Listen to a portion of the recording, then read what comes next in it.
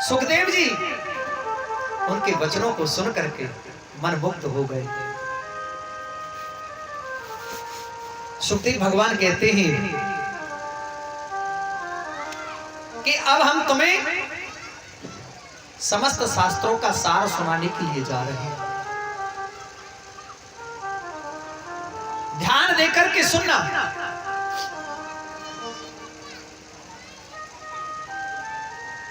ये मृत्यु लोक है, यहां जो आया है उसे जाना है, उसका जाना सुनिश्चित है। संसृति इत संसारः, ये प्रतिदिन सरकता रहता है। बोलो जय श्री राधे। सरकता रहता है, खिसकता रहता है। आप कहोगे कैसे, हमने तो कभी सरकता देखा नहीं है।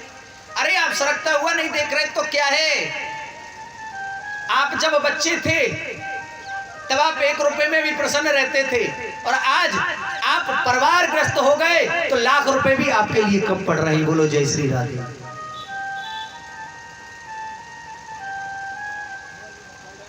तब आप छोटे थे, तब मां के दूध से ही आपका उदर पूर्ण हो जाता था। आज नाना प्रकार के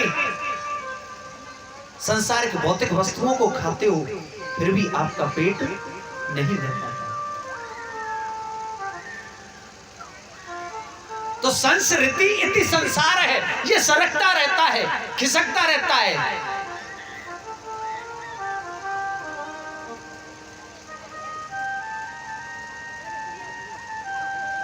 तो हमें कृपा करके कोई ऐसा मूल्य धारण बताइए कि जिससे कि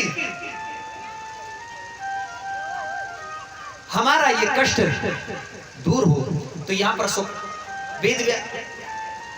वेद व्यासी के जो पुत्र हैं सुखदेव भगवान, उनकी ये मंगलमयी कथा आज सूत जी महाराज समस्त संतों को सुनाने के लिए जा रहे हैं।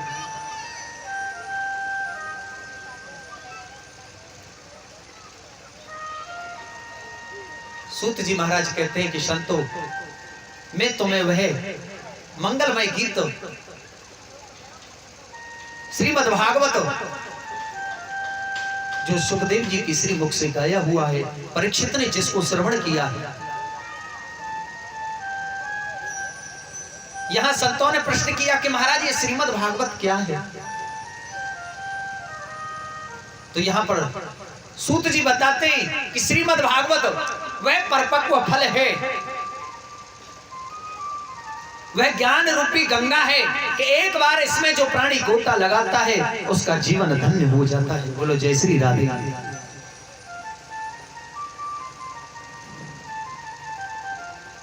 जब परीक्षित के आगे मृत्यु का भय उपस्थित हुआ कि 7 दिन में मरना सुनिश्चित हो गया था, 7 दिन में मरना सुनिश्चित हो गया, संत का शाप है कि तुम 7 दिन में देह त्यागन कर दोगे। परंतु यदि हमसे कोई कह दे कि भाई आप 7वें दिन मर जाओगे, तो हम क्या करते हैं, केवल एक ही साधन देखते हैं, क्या कि आज हमारी बेटी को बुला दो, कल हमारे बेटे को बुला दो, कल हमारे मामा जी को बुला दो, परसों हमारे भतीजे को बुला दो, हमारे ससुराल वालों को बुला दो, हमारे सगे संबंधियों को बुला दो, क्योंकि हम 7वें दिन मर रहे हैं। बोलो जय श्री राधे। पर परीक्षित जी ने ऐसा कुछ नहीं किया।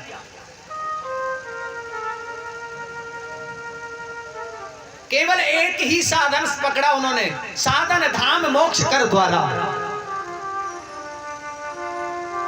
उन्होंने एक ही साधन पकड़ा और सुखदेव जी से एक ही मार्ग पूछा कि 7 दिन में मरने वाले जीव को क्या करना चाहिए। जब सुखदेव जी यहां पर परीक्षित को कथा सुनाने लगे, श्रीमद् भागवत की कथा सुनाने लगे, तो देवताओं ने देखा कि परीक्षित को सुखदेव जी श्रीमद् भागवत सुना रहे हैं। देवताओं पर नहीं रहा गया। सुधा कुंभम गृहीत्वैवे देवास्तत्र समागम, हाथ में अमृत का कलश लेकर के आ गए धरती पर। मृत्यु लोक में आ गए और आकर कहने लगे,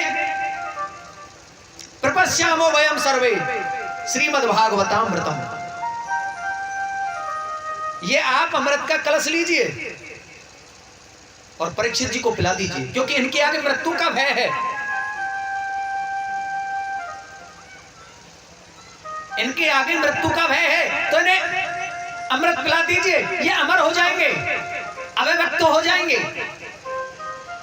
और जो आप इन्हें सुनाने के लिए जा रहे हैं, ये मंगलमय कथा आप हमें सुना दीजिए। बोलो जय श्री राधे।